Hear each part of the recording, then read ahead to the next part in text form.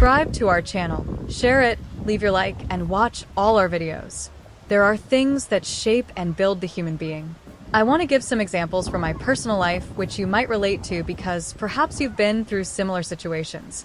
There were things that shaped me for good, and others that shaped me for bad, because not everything you receive in life will add up to good.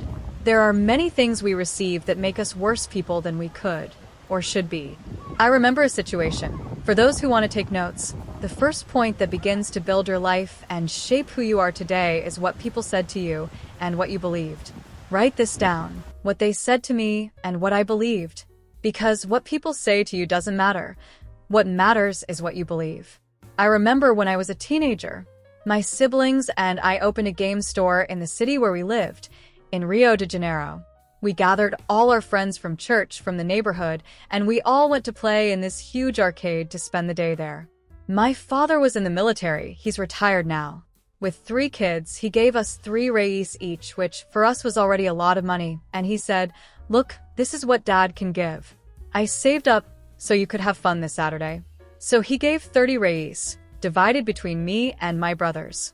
When we were in line to buy the tokens, 2 girls from our group arrived, daughters of a more well-known man among us, and asked, "How much did you bring?"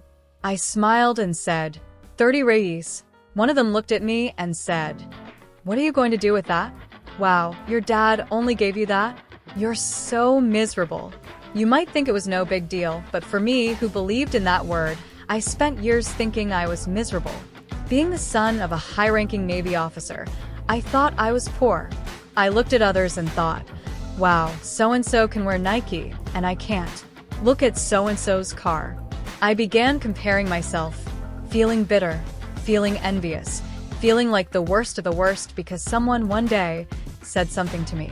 Sometimes, unintentionally, they didn't mean to trap me in that belief, but it trapped me. Not because they said it, but because I believed it. I believed the words that said I was miserable. And for a long time, I lived with that mindset because you become what you believe. So, when I started earning a little money and working from a young age, I spent that money right on payday because in my mind, I was miserable. I tried to do everything I could to stand out because, after all, a miserable person needs to do something to be accepted. This word I believed shaped and built a negative part of my character. One word. It doesn't matter what they say. What matters is what you believe. Now, pay attention. Not everyone will say negative things about you. Sometimes, someone will speak a positive word, but it's not meant for you. For example, I'll tell you a case. A great pastor, recognized in our country, sat with me some time ago and said, "What you're doing is very special. God put an anointing in your life. You're a man used by God. I believe you're an apostle."